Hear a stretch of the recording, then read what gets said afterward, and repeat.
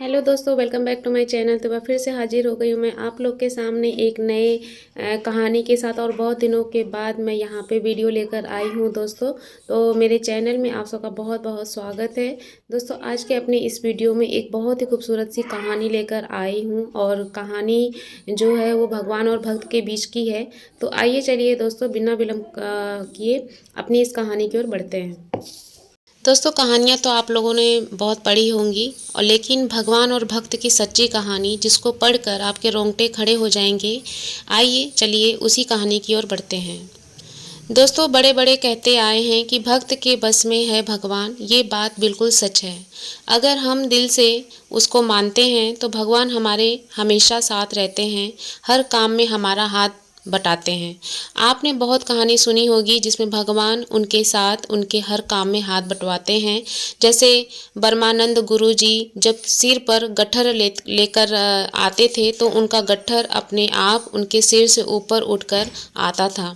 उसी प्रकार कृष्ण भक्त जनाभाई जब घर का काम करती थी और काम करते समय भगवान के भजन करती थी, तो जब वह थक जाती थी तो उनका आधा काम खुद भगवान करते थे। इसी तरह नरसी भक्त की बेटी का भात भगवान खुद आकर भरते हैं।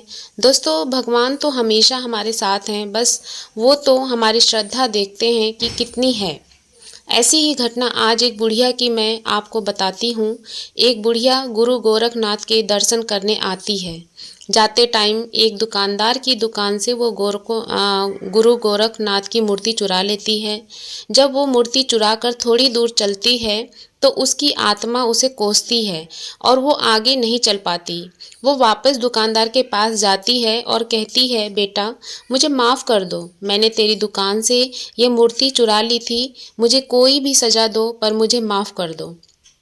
दुकानदार कहता है, तुम मेरी माँ के समान हो, मैं तुम्हें क्या सज़ा दे सकता हूँ। सज़ा देने वाले तो गुरु महाराज हैं। जब तुम ये मूर्ति चुरा कर ले गई थी तो तुम्हारा बटवा यही रह गया था जिसमें 2000 रुपये थे, और उसकी कृपा हो तो कोई किसी का कुछ नहीं बिगाड़ सकता। उसके बाद बूढ़ी माँ कहती है, मैं ये पैसे तुमसे नहीं लूँगी, ये पैसे तेरे हैं। मुझे आज मेरे गुरुजी मिल गए हैं। वो बहुत खुश होती है और घर चली जाती है। वो हर रोज़ खाना खाने से पहले गुरु गोरखनाथ को खाना खिलाती है, नहलाती है, कपड़े बदलती है और हर रोज़ ऐसे ही पूजा करती है। एक दिन वह बीमार हो जाती है और अपनी बहू को गुरु की सेवा करने को कहती है। उसके बाद उसकी बहू के हाथ से मूर्ति छूट जाती है तो बूढ़ी माँ रोने लगती है और जिद करने लगती है कि डॉक्टर को बुलाकर ले आओ और गुरु को चोट लग गई है। जब वह बहुत समझाने के बाद भी नहीं मानती, उसका वहम ख़त्म करने के लिए उसका बेटा डॉक्टर को बुलाकर लाता है, और डॉक्टर आता है और जब वो उसका वहम मिटाने के लिए मशीन लगाकर देखता है तो मूर्ति का दिल धड़कने लगता है। डॉक्टर बहुत घबरा जाता है और ऐसे ही बार बार मशीन लगाकर देखता है, तब भी ऐसे ही धक धक की आवाज़ आती है और उसको मतलब समझ में नहीं आता है कि वो क्या जवाब दे, और वो घबरा जाता है। बूढ़ी माँ के चरणों में पड़ जाता है। और यह थी एक सच्ची भक्ति, जो कि भक्तों की लाज बचाने के लिए भगवान जरूर आते हैं। दोस्तों, ऐसी ही कहानी और है देवी राधा रानी से जुड़ी हुई, जो कि देवी राधा रानी चलकर खुद एक सेठ की बेटी बनकर आती हैं। क्या है इसके पीछे की कहानी, आइए जानते हैं। दोस्तों, किस तरह जब हम सच्चे मन से भगवान को पुकारते हैं वो कैसे दौड़े चले आते हैं, ये सारी कहानियाँ इन्हीं सब से प्रेरित हैं।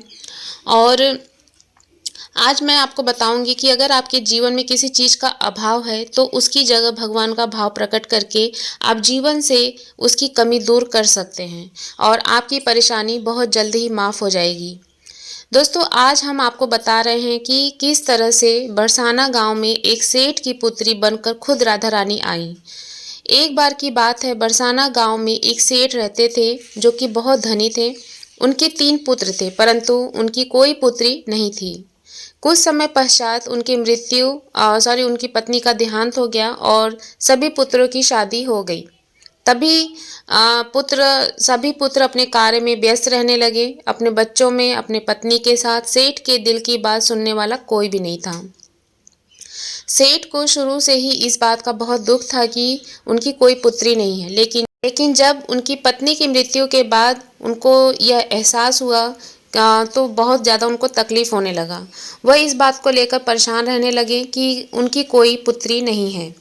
एक दिन एक महान पंडित उनके घर पर आए और उसे देखकर उसने पूछा कि तुम्हें किस बात की परेशानी है, तुम क्यों दुखी हो। तो उसने अपना दुख का कारण पंडित को बताया कि कोई मेरी पुत्री नहीं है, इस वजह से मुझे अपने जीवन में यह भाव रहता है कि मेरी कोई पुत्री नहीं है। और क्यों नहीं है? तो वह पंडित उसको कहता है कि लोग, यह भी कोई परेशानी की बात है, तुम राधा रानी को अपनी बेटी मान लो। हमारे जीवन में जिस चीज़ की कमी होती है उसको भगवान ही पूरा कर सकते हैं। परेशान होने से क्या होगा, तुम राधा रानी को अपनी बेटी मानो और उससे अपने दिल की बात किया करो, देखना तुम्हें यह भाव कभी नहीं सताएगा। सेठ को पंडित की यह बात अच्छी लगती है और वह ऐसा करता है। राधा रानी की मूर्ति लेकर आते हैं और प्रतिदिन भोजन करने से पहले राधा रानी को भोग लगाते हैं, फिर स्वयं भोजन करते हैं और सोने से पहले राधा रानी के साथ खूब सारी बातचीत करते हैं। ऐसे ही करते करते वह दिल से राधा रानी को अपनी बेटी मानने लगे और वह भूल गए कि उनकी कोई बेटी नहीं है। उसे इस बात का आभास होने लगा कि उनकी पुत्री सच में है और वह बहुत दिल से उसे अपनी पुत्री मानने लगे। जब वह यह बात ना करता तो उसे भोजन न खिलाता, उसका मन नहीं लगता, और जब वह बात कर लेते थे उनके मन को बहुत संतुष्टि मिलती थी, जैसे उसे पता चला कि क्या मिल गया, जैसे कोई खजाना मिल गया हो। दोस्तों, एक दिन सेठ के घर पर एक चूड़ी बेचने वाली मनहारड़ आती थी और वह उसकी बहुओं को चूड़ियाँ पहनाकर जाती थी। एक दिन आम, एक दिन वह चूड़ी बेचने घर पर आई और उसने सेठ के बेटे की तीनों बहुओं को चूड़ी पहनाई। उसके साथ जब सेठ की बहुएं चूड़ी पहनकर चली गई तो उसके सामने एक और कन्या आई और उसने कहा, मुझे भी चूड़ी पहना दो। चूड़ी वाली ने सोचा कि शायद सेठ के घर पर कोई मेहमान आई है, तो उसने उसको भी चूड़ी पहना दी। उसके बाद वो चूड़ी वाली सेठ से पैसे मांगने सेठ की दुकान पर पहुंची और बोली कि चूड़ी के पैसे दे दो। उसने पहले से अधिक पैसे मांगे तो सेठ ने कहा कि तुमने चूड़ी का दाम बढ़ा दिया है क्या? तो उसने कहा, नहीं, मैंने चूड़ी का दाम तो नहीं बढ़ाया, परंतु आज मैं 4 को चूड़ी पहनाकर आई हूँ। उसने कहा, मेरे घर पर तो 3 ही बहुएं हैं। तो उसने कहा कि नहीं, मैंने आज 4 को चूड़ी पहनाई है। सेठ ने कहा कि तुमसे कोई गलती हुई है, मेरे घर पर तो चूड़ी पहनने के लिए मेरी सिर्फ 3 बहुएं हैं। तो उसने 3 के पैसे चूड़ी वाले को दे दिए और चूड़ी वाली भी बिना कुछ कहे पैसे लेकर अपने घर चली गई।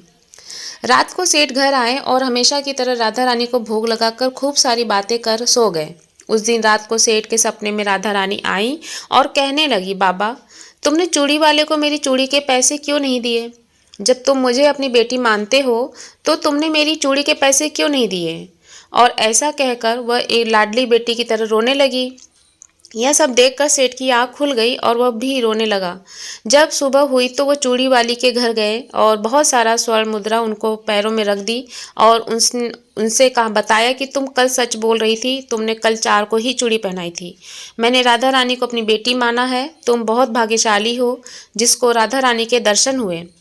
मैं इतने दिनों से उनके दर्शन को तड़प रहा हूँ और तुमने एक बार में ही उनके दर्शन कर लिए। यह बोलकर रोने लगे और बोला कि तुम्हें चूड़ी का जो भी दाम चाहिए मुझसे मांग लो। यह सुनकर मनहारड़ की आंखों में भी आंसू आ गए। उसने मन में सोचा, जब मुझे खुद राधा रानी के ही दर्शन हो गए हैं और तो इससे ज़्यादा मुझे और क्या चाहिए। उसने सेठ के सामने हाथ जोड़कर कहा कि तुम्हारी वजह से मुझे राधा रानी के दर्शन हुए हैं, जिससे मेरा यह जीवन सफल हो गया। मुझे कुछ नहीं चाहिए। तो दोस्तों, देखा आपने कि जब हम भगवान को दिल से पुकारते हैं, उनकी पूजा अर्चना करते हैं, तो वह कैसे हमारे पास दौड़े चले आते हैं। आशा करती हूँ कि मेरी आज की जो कहानी है दोस्तों, वो आप लोगों को काफ़ी पसंद आई होगी और ऐसे ही कहानियाँ मैं अपने चैनल पे लेकर आती रहूँगी। तो मिलते हैं अपनी एक नई कहानी के साथ, तब तक के लिए बाय बाय, सी यू।